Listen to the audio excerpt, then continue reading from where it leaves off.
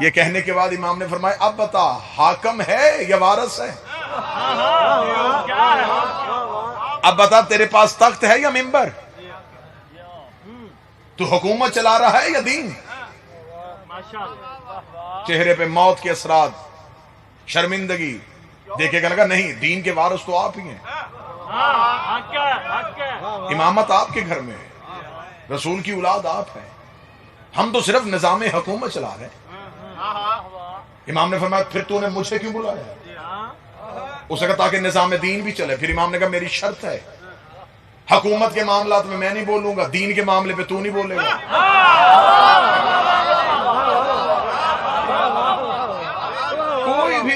کوئی بھی امام کسی بھی حاکم سے حکومت چھیننے کے لیے نکلا ہی نہیں۔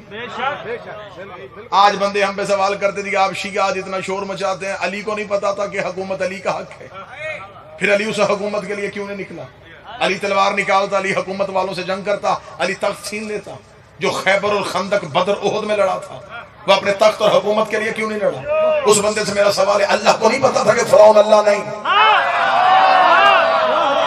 اس نے فرعون کو غرق کیوں نہیں کر دیا؟ اسے نمرود کو پہلے دن کیوں نہیں مار دیا؟ کیونکہ خدا کو پتا تھا سچا سچا ہی ہوتا ہے، جھوٹا سچے کی جگہ پہ بیٹھ بھی جائے ایک دن جھوٹے کو کہنا پڑتا ہے اگر تو نہ ہوتا میں ہلاک ہوں۔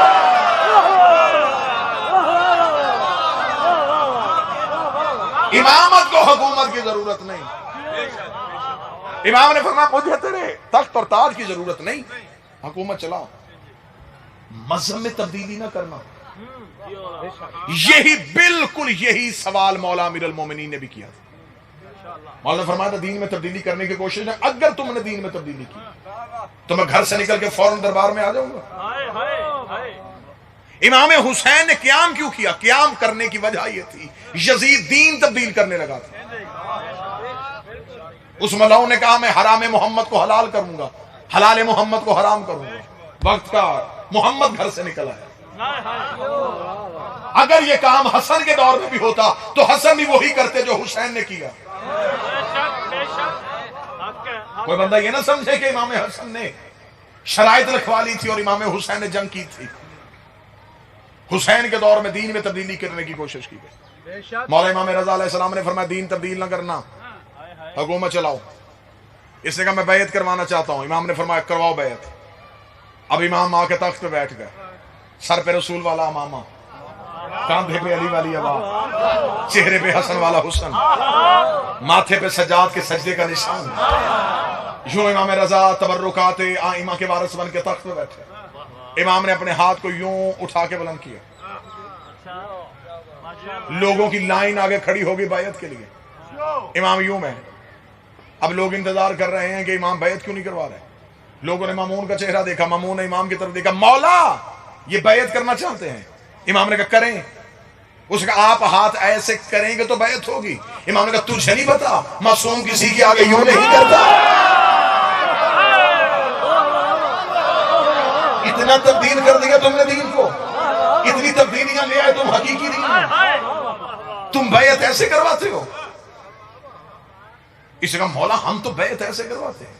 امام نے کہا یہ بیعت کا طریقہ ہے ہی نہیں، معصوم تو ایسے بیعت کرواتا ہی نہیں۔ اس نے کہا ہر جگہ پہ آپ آل محمد کوئی نہ کوئی غلطی نکال لیتے ہیں حکومت والوں کی، بیعت ایسے ہو یا ایسے ہونی تو بیعت ہی ہے۔ اس بیعت پہ قرآن کی کوئی نص، اس بیعت پہ کوئی قرآن کی نص؟ امام نے فوراً وہیں پہ قرآن کی آیت پڑھی۔ امام نے فرمایا میں ایسے بیعت کیسے کروا لوں جبکہ اللہ قرآن میں کہتا ہے ید اللہ فوق بایدیہم، اللہ کا ہاتھ بندوں کے ہاتھ کے اوپر ہوتا ہے۔ نحن ید اللہ، ہم اللہ کا ہاتھ ہے۔ جب اللہ کا ہاتھ ہم سے، موضوع پسند ہے سر، جب اللہ کا ہاتھ ہوتا ہی اوپر ہے تو اشرف بھائی میں اس ہاتھ کو ایسے کروں گی۔ خان صاحب اتنا کہنا تھا، امام نے فرمایا ایسے بیعت ہو۔ اور یہ میں اپنی نوجوان نسل کو سمجھانے کے لیے، ورنہ بات نکلی تو کہیں بہت دور تک نکل جائے گی۔ یوں بیعت کا طریقہ سقیفے سے شروع ہوا۔ آج بھی ہر چوری کام ایسے ہی ہوتا ہے۔ یہ بیعت کا طریقہ یہ خفیہ بیعت تھی جو رات کے اندھیرے میں بھی ہوتی تھی۔ یہ طریقہ سقیفہ سے شروع ہوا، یہ غدیر سے شروع ہوا۔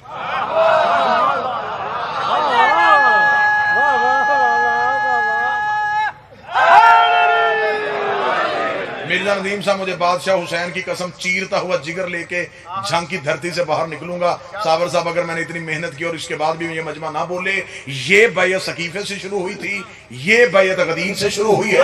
اب پتہ چلا ہے کہ غازی کی علم پہ ہاتھ کیوں ہوتا ہے؟ ہم علم پہ ہاتھ دکھا کے دنیا کو بتاتے ہیں یہ سقیفے والا گھر نہیں، غدیر والا گھر۔ آج بھی علم پہ ہاتھ اس بات کی گواہی کہ یہ ہاتھ بیعت کر چکا۔ اس گھر کے رہنے والوں سے کوئی بھی جھکنے کے لیے نہ کہنا۔ اب الیکشن کے دن میں دیکھتے ہیں نا جی، کینڈیڈیٹ گزرتے ہیں گلیوں سے، امیدوار خان صاحب ووٹ مانگنے کے لیے نکلتے ہیں اور چھت پہ ہو نا دوسری پارٹی کا جھنڈا، تو امیدوار گھر کی بیل ہی نہیں دیتا، اسے پتا جب انہوں نے چھت پہ جھنڈا ہی لگا لیا ہے۔ اب یہ وعدہ کر چکے ہیں، اب ان کے پلٹنے کی کوئی گنجائش نہیں ہے، اس لیے ہم چھت پہ علم عباس لگا لیتے ہیں، کوئی مولوی دروازے پہ دستک نہ دے، اب واپس آنے کی کوئی گنجائش نہیں۔ بسم اللہ سے ہم ولایت علی کے سمجھوتا نہیں کر سکتے، ہم علی ولی اللہ سے نہیں، لہذا آج تک کبھی بھی یہ علم عباس کا معجزہ ہے کہ آج تک کبھی علم والے گھر پہ کسی نے دروازے پہ دستک دے کے نہیں کہا رات کو مسجد میں آئیے گا۔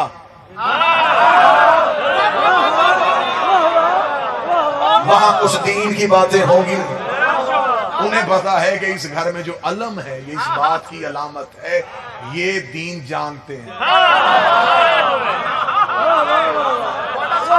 بسم اللہ۔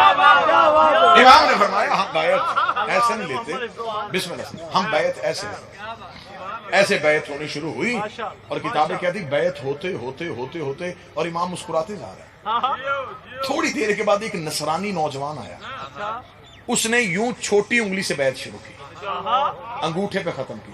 امام نے کہا پہلی بیعت اب ہوئی ہے۔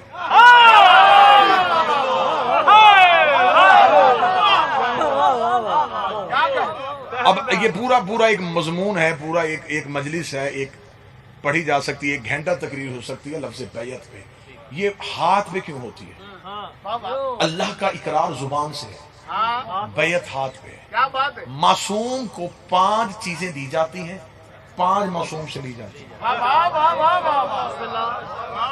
نفس، جان، عزت، مال، اولاد معصوم کو دے دی، رزق، بخت، قبر، بخشش، آخرت معصوم سے لے دی۔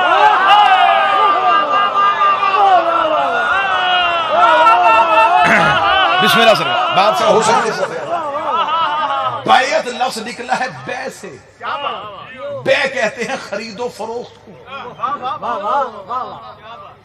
آپ نے اکثر دیہاتی احباب گواہی دے بے نامہ، یہ کس بات کی؟ بے کچھ بیچنا، بیعت کہتے ہیں خریدنا اور بیچنا۔ 5 چیزیں بیچی، 5 خریدی، اسے کہتے ہیں بیعت۔ اب جو 5 خریدنی ہیں وہ سوائے معصوم کے بیچ ہی کوئی نہیں سکتا۔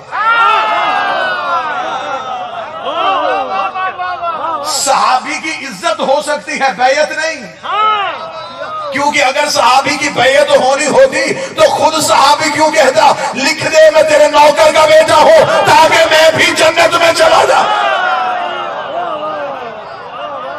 بیعت صرف امام برحق کی، بیعت صرف معصوم۔ امام نے فرمایا یوں بیعت ہو گئی، توجہ ہے سرکار، بیعت ہو گئی اور بیعت ہونے کے بعد امام نے پہلا حکم نامہ جاری کیا، پہلا حکم، پہلا ایگزیکٹو آرڈر دربار سے پاس ہو۔ اس دور میں نوجوان اس موضوع کو بڑی توجہ سے سنیے گا سرکار، میں نے ایک لمحے کے لیے داد کا لالچ نہیں کیا، میں نے آج کے دن کا حق نبھانے کی کوشش کی کہ شام کو میری قوم کا بچہ گھر جائے تو اس کے ذہن میں 2-4 امام رضا کے حوالے سے باتیں نئی ضرور ہونی چاہیے۔ امام نے جو پہلا ایگزیکٹو آرڈر پاس کیا، پہلا سرکاری حکم نامہ دیا، اس دور میں روم جو تھا وہ عیسائی ملک تھا اور امیر تھا. پوری دنیا میں روم کا سکہ چلتا تھا. اس کی مثال میں آج کے دور میں دوں، جیسے آج کے دور میں پوری دنیا میں امریکن ڈالر چلتا ہے. امریکن ڈالر وہ ہے کہ وہ کسی بھی ملک کے کسی بھی خطے میں آپ چلیں تو وہ چل جائے گا. روم امیر ملک تھا، روم کا سکہ ہر جگہ پہ چلتا. روم عیسائی ملک تھا، اس کا بادشاہ عیسائی تھا. انہوں نے اپنے سکے میں اپنے مذہب کی تبلیغ کی خاطر اپنے مذہب کی چھاپ لگائی ہوئی تھی. جہاں وہ سکہ پہنچتا تھا اس سکے کی تصویریں جو تھیں وہ لوگوں کو عیسائیت کی طرف راغب کرتی تھی.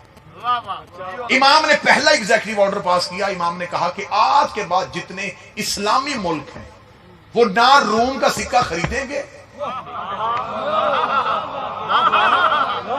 نہ روم سے تجارت کریں.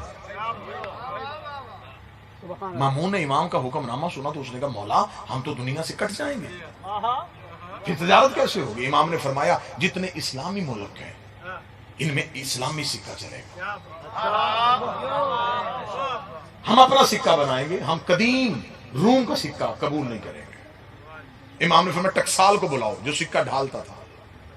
امام نے فرمایا سکہ ڈھالو. اس نے سکہ ڈھالا. مامون نے کہا مولا آپ بتائیں کہ اگر انہوں نے اپنے مذہب کی تبلیغ کی ہے تو ہم اپنے سکے میں لا الہ الا اللہ لکھیں، دوسری طرف خانہ کعبہ کی تصویر بنا دیں. امام نے فرمایا سکہ میرے ہاتھ میں دو. سکہ ہاتھ میں آیا. امام نے اپنی انگوٹھی کے ساتھ مہر لگائی. سکے پہ لکھا ہوا تھا علی ولی اللہ.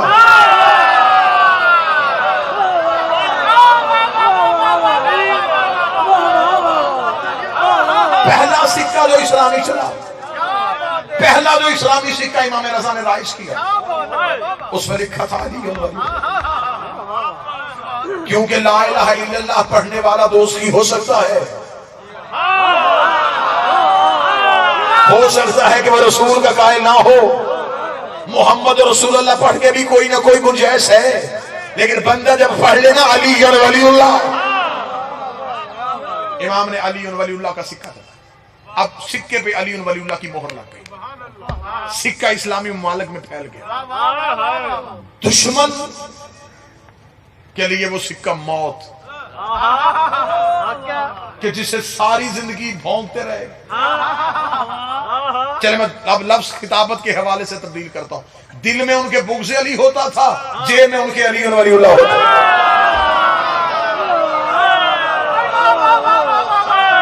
اب وہ سکے وہ چھوڑ بھی نہیں سکتے تھے. اب جو محبان تھے، جو شیعہ تھے، جو اس دور کے محبت کرنے والے، صابر بھائی جب ان کے پاس وہ سکہ آیا تو وہ خرچ نہیں کرتے تھے. وہ کہتے تھے یہ قیمت سے زیادہ قیمتی ہے. ابھی کیونکہ مامون کو بھی یہ بات ہضم نہیں ہوگی، ہو سکتا ہے تھوڑے عرصے کے بعد مامون یہ سکہ پوری دنیا سے اٹھوا لے اور نیا سکہ بھیج دے. لہذا وہ شیعہ جس کے گھر میں وہ سکہ جاتا وہ اسے سنبھال لیتے، بچا لیتے. اسے خرچ نہیں کرنا، اسے بچا لینا ہے. کسی بھی دور میں سکہ بند ہو جائے گا پھر یہ ملے گا نہیں، پھر وہ اسے بچا لیتے تھے. پھر ایک دور آیا وہ جو بچا ہوا سکہ ہوتا تھا وہ شیعہ اسے کپڑے میں باندھ کے جب سفر کے لیے نکلتے اپنے بازو میں باندھ لیتے. کوئی ان سے پوچھا یہ کیا ہے؟ وہ کہتے ہمارا امام زمان ہے. یہ ہسٹری ہے امام زمان کی. یہ وہ سکہ تھا جو پہلی دفعہ اس میرے مولا نے امام رضا علیہ السلام. آج بھی شیعہ اپنے بازو پہ جو سکہ باندھتے ہیں یہ ضمانت ہے مشہد والے بادشاہ کو. تاریخ آپ تک پہنچ نہیں سکا. اس میرے 8ویں بادشاہ کا دور آ گیا. امام نے فرمایا کہ ٹھیک ہے اب طے یہ ہو گیا کہ حکومت کے معاملات مامون چلائے گا، مذہب کے جو بھی معاملات ہوں گے وہ امام رضا چلائے گا. اب امام رضا کو زیادہ تک دیر گھر میں رکھا جاتا تھا. بہت غلطیاں ہیں تاریخ مسلمان میں، جو مسلمانوں نے تاریخ چھاپ کے بچوں کو پڑھائی ہے نا، اس میں بڑی غلطیاں ہیں. مثلا شیعہ ممبروں پہ بھی ایک تاریخ پڑھی جاتی ہے کہ جتنی دیر تک 3 حکومتوں کا دور رہا علی گھر میں رہے. اس 25 سال کے دور کو ہمارے بچے پوچھتے ہیں کہ اس 25 سال کے دور میں علی نے کیا کیا. تو ہمارے ممبر سے جواب ملتا ہے علی قرآن جمع کر رہے تھے. میرا جھنگ کے اس نے مجمع سے سوال ہے وہ کون سا قرآن تھا جو علی کے پاس نہیں تھا؟ کون سا قرآن؟ کہاں سے جمع کر رہے تھے علی؟ معاذ اللہ ثم معاذ اللہ اگر ہم اپنے بچوں کو یہ بتا دیں گے کہ علی مختلف جگہوں سے قرآن لے رہے تھے تو پھر وہ بچہ پوچھے گا یہ جو القرآن مع علی علی مع القرآن یہ کیا ہے؟ پھر علی قرآن کا وارث کیسے ہے؟ وہ 25 سال کا دور بڑا سنہری دور تھا. انشاءاللہ پھر کبھی مجلس میں آیا تو مجھ سے آپ سنیے گا کہ وہ 25 سال علی نے کیسے گزارے تھے. میرے مولا علی کا انقلابی دور تھا. اس میں علی نے ایسی انقلاب پیدا کر دیا تھا ایسا انقلاب پیدا کر دیا تھا کہ اتنی سازشیں اتنی خاموشی سے علی نے ختم کر دیا کہ حکومتیں خود چل کے علی کے دروازے پہ آ گئی. چاروں طرف سازشوں کے ڈھیر اور مقابلہ کرنے والا اکیلا علی. اور مولا علی نے وہ دور آپ کی اطلاعات کے لیے میں یہ گزارش بھی کر دوں کہ مولا علی نے وہ دور مدینے میں گزارا بھی نہیں. اچھا ہاں مولا امیر المومنین نے پہلی خلافت کے دور میں مولا نے مدینے سے باہر ایک اپنا گھر تعمیر کیا تھا جس علاقے کو یمبو کہتے ہیں. وہ یمبو آج بھی سعودیہ میں ہے مدینہ میں ہے لیکن وہ سعودی حکومت کے قبضے میں ہے وہاں جانے نہیں دیا جاتا. یہ یمبو ایک جگہ مولا نے آباد کی تھی. پہلی بار زمین کو زمین کا پانی پہنچانا مولا نے ایجاد کیا تھا. پہلی بار مدینے میں کپاس اس دور میں مولا نے کاشت کی تھی. 24 کنویں علی نے اپنے ہاتھ سے کھودے تھے. کنویں کا پانی زمینوں تک پہنچاتے تھے. زمینیں کاشت ہوتی تھی. کپاس پہلی بار مولا علی نے کاشت کی تھی. یہ وہی کپاس تھی جس کی روئی مولا گھر لے کے آتے تھے. سیدہ کاٹتی تھی بی بی چادریں بناتی تھی. اسی روئی کا بنا ہوا ایک رومال آج تک ہر کے ماتھے پہ ہے.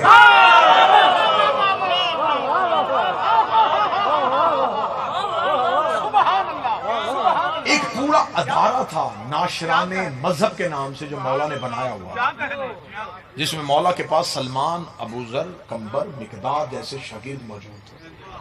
کاش ہم ممبروں سے اپنے آئمہ کے وہ یہ راز ضرور پڑھیں تاکہ نسلوں تک پتہ چلے کہ ہمارے آئمہ نے انقلابی دور کیسا کیسا گزارا. اب 8ویں بادشاہ کا دور ہے اور امام گھر میں موجود ہیں.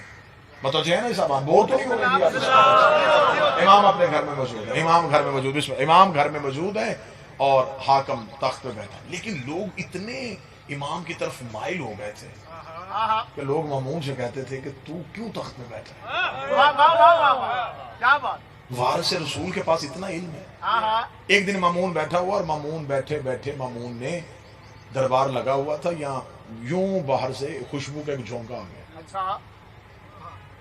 اب یہیں بیٹھے بیٹھے آپ مجلس میں بیٹھے اور تیز خوشبو آئے تو آپ دائیں بائیں تو دیکھیں گے کہ یہ کہاں سے آئے. ایسے دربار میں لوگوں نے گردنیں گھمائی یہ خوشبو کہاں سے آئے. مامون تخت پہ بیٹھا ہوا خود پریشان تھا یہ خوشبو کہاں سے آئی. یہ پہلی بار آئی ہے. یہ پہلے کبھی نہیں کسی نے سونگی. یہ کسی پھول کی نہیں یہ کسی درخت کی نہیں یہ کسی جڑی بوٹی کی نہیں. یہ خوشبو کہاں سے آ رہی ہے. یا پیچھے سے ایک شخص ہاتھ کا اشارہ کر. مامون نے لوگوں سے کہا یہ کیا کہہ رہا ہے. وہ چلتا چلتا قریب آیا. اس کا جسے ڈھونڈ رہا ہے وہ خوشبو میرے پاس ہے. وہ خوشبو مامون نے کہا دکھا کون سا عطر ہے. اس نے اپنا تھیلا سامان کا کھولا. اس میں ایک ڈبیا تھی. اس نے اسے کھولا. کھولنا تھا اشرف بھائی اتنی خوشبو پھیل گئی اتنی خوشبو پھیل گئی. مامون نے کہا کیا یہ. اس کا میرے پاس ہے رسول کے سر کے بال.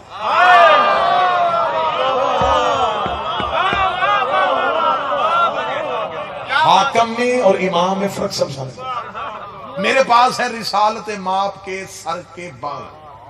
تیرے پاس کہاں سے آئے. اس نے کہا نسل در نسل ہمارے پاس ہیں. ایک شخص رسول کا ہمارے خاندان میں سے مصر کا رہنے والا نبی کی نوکری کرتا تھا. رسالت ماپ نے اپنی زلفیں ترشوائیں تو اس نے یہ بات رسول سے مانگے تو رسالت مآب نے محبت میں اسے یہ بال دیے تھے. یہ خاندان در خاندان، نسل در نسل پہنچتے پہنچتے ہمارے پاس پہنچے. اب یہ ہے میرے پاس. اس کا میرے دربار میں کیوں لے کے آیا ہے؟ اس کا میرے اوپر آ گئی ہے غربت، مجھے ضرورت ہے پیسوں کی، میں یہ بال بیچنا چاہتا ہوں. حاکم نے کہا کیا لے گا؟ اسے کہا 7 بال ہیں، ایک بال بیچوں گا 1000 دینار کا. 7 بال بیچوں گا 7000 دینار. مامون نے کہا اتنی قیمت، 1000 دینار کا ایک بال؟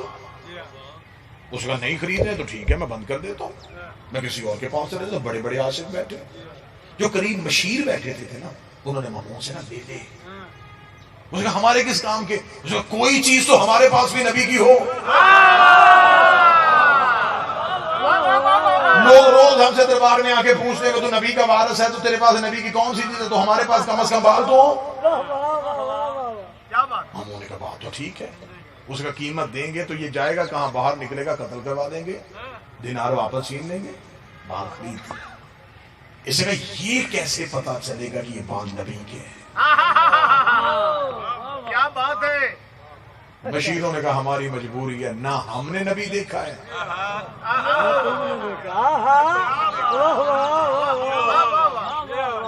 اس نے کہا پھر کیسے پتا چلے؟ اس نے کہا اسی کو پتا ہے جو نبی کا بیٹا ہے. کہا جی امام رضا کو گھر سے بلاؤ. توجہ جی صاحبان، امام رضا کو گھر سے بلاؤ. امام رضا گھر سے لے جی، جنگ میں تھکاوٹ اتر جائے گی، اگلی سطر پڑھوں گا اور یوں ہر چہرے میں مسکراہٹ آ جائے گی. امام رضا کو گھر سے بلایا گیا. اب دربار میں معاملہ کیا ہے کہ بالوں کا معاملہ ہے کہ یہ پتہ کرنے یہ بال نبی کے ہیں یا نہیں ہیں. خوشبو لوگوں کو بتا رہی ہے یہ بال رسول کے ہیں، اور اس بندے کے چہرے سے اندازہ ہو رہا ہے کہ شاید یہ جھوٹ بھی بول رہا ہو. ابھی فیصلہ نہیں ہو پا رہا تھا، یا تھوڑی دیر کے بعد امام کا پہلا قدم دربار میں آیا. لوگوں کی پریشانی بجائے ختم ہونے کے زیادہ ہو گئی، کیونکہ اتھر سے بھی وہی خوشبو آ رہی ہے.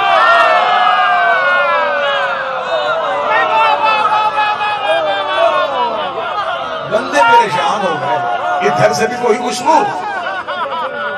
ادھر سے بھی کوئی خوشبو. امام کا آنا تھا یا خوشبو ایک ہو گئی.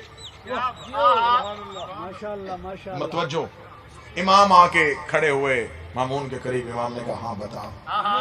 اس نے فرزند رسول بلایا آپ کو صرف اس لیے ہے کہ آپ بتا سکتے ہیں یہ بال آپ کے نانا کے ہیں یا نہیں. لے جی امام نے انگشت امامت کو اٹھایا. امام نے 4 بال علیحدہ کیے، 3 علیحدہ کیے. امام نے کہا یہ 4 میرے نانا کے ہیں، یہ 3 میرے نانا کے نہیں. آپ تھک رہے ہیں اور میں چھوڑنے لگا ہوں. یہ 4 میرے نانا کے ہیں، یہ 3 میرے نانا کے نہیں. اس نے کہا یہ کیسے پتا چلے گا یہ 3 آپ کے نانا کے نہیں؟ امام نے فرمایا فوراً آگ روشن کرو. فوراً آگ روشن کی گئی. امام نے تینوں کے تینوں بال آگ میں پھینکے، تینوں ہی جل گئے. تینوں کا چلنا تھا. امام نے 4 بال آگ میں پھینکے. یہ آگ ایسے ٹھنڈی ہو گئی جیسے نارے نمرود ابراہیم پہ گلزار ہوئی تھی. ادھر آگ کا ٹھنڈا ہونا تھا. مامون نے امام کا چہرہ دیکھا. امام نے مامون کی طرف دیکھا. شرم نہیں آتی تجھے؟ نبی کے بال سمجھ میں نہیں آئے، نبی کی آل سمجھ میں آئے.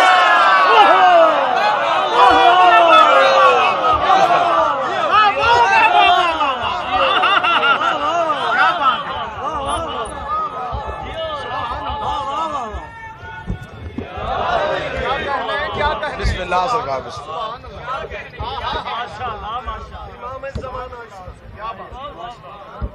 اللہم صلی اللہ. بسم اللہ سرکار.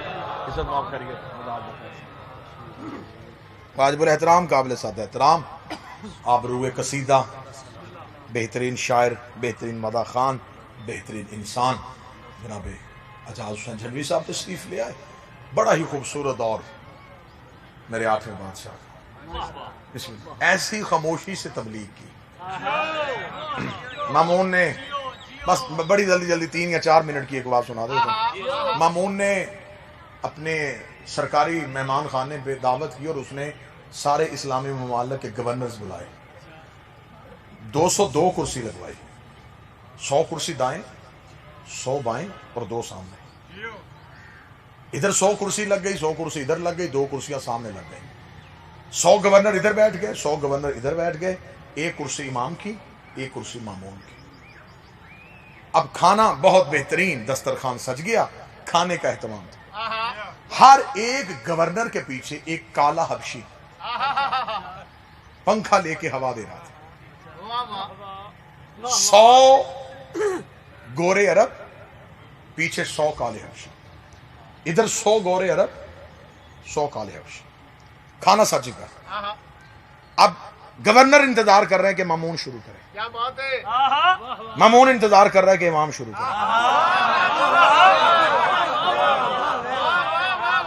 کھانا لگا ہوا ہے، لوگ بیٹھے ہوئے ہیں، گورنروں کی نظریں جھکی ہوئی مامون پہ، مامون کی جھکی ہوئی نظر امام پہ۔ تھوڑی دیر کے بعد مامون نے آہستگی سے کہا مولا کھانا شروع کریں، ہم آپ کے انتظار میں۔ امام نے سر اٹھا کے ان کالے حبشیوں کی طرف دیکھا، امام نے کہا یہ نہیں کھائیں گے؟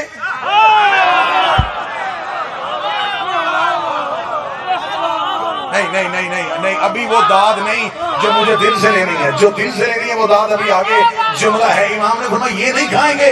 اجاز بھائی آپ سے دعا لینے لگا ہوں، مامون نے فوراً خجالت سے شرمندگی سے کہا مولا یہ غلام ہے۔ امام نے دیکھ کے مجھ کو تو آزاد ہے؟ بادشاہ حسین ہاتھوں کو ہمیشہ، اگر یہ غلام ہے تو آزاد ہے، تو کسی کا غلام نہیں۔ اب اپنے ہی مہمانوں کے سامنے اپنے ہی ولی عہد سے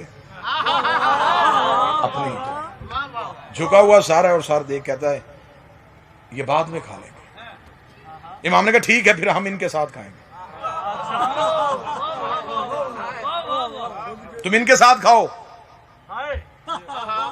میں ان کے ساتھ کھاؤں۔ گورے پریشان ہو گئے، کالے مسکرانا شروع ہو گئے۔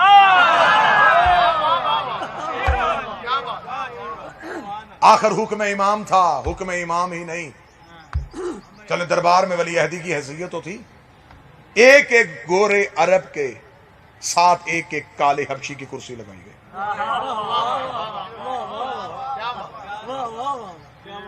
جب سارے غلام اور آقا اکٹھے بیٹھ گئے، امام نے مسکرا کے مامون کو دیکھ کے کہا اب یاد آیا تجھے غدیر میں میرے نانے کا خطبہ؟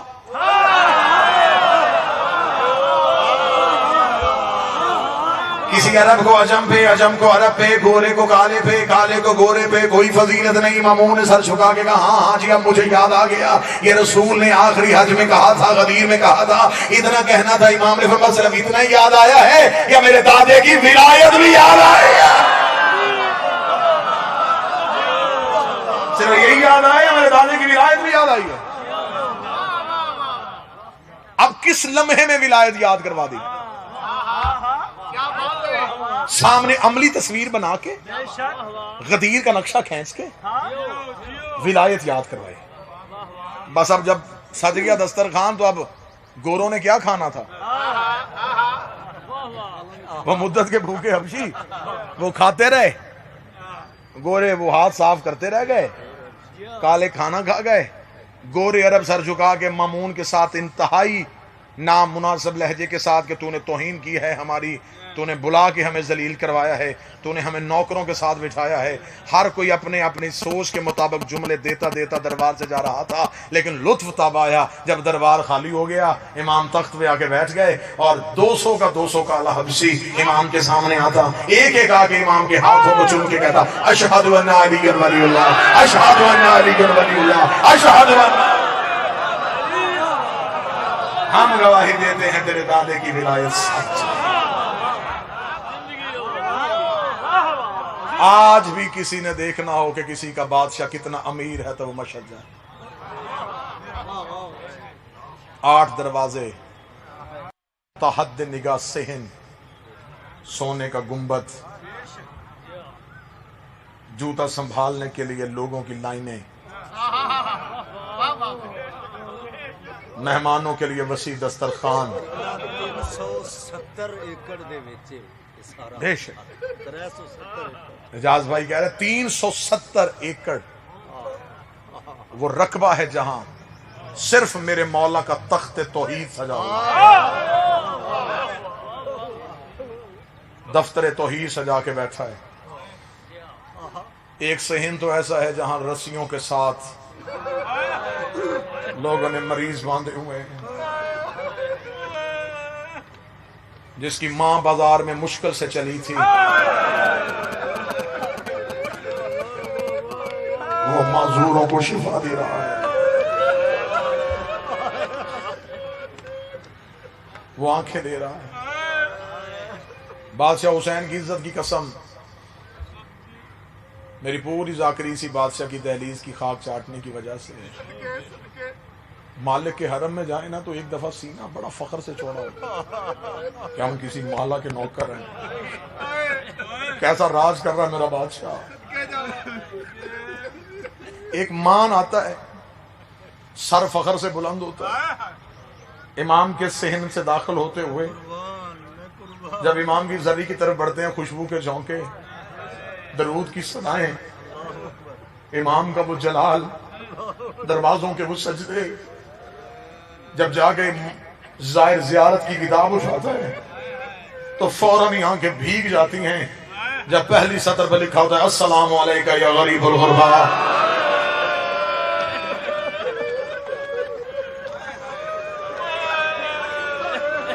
اور جس کی بہن کم کی پہاڑیوں میں روتی رہی،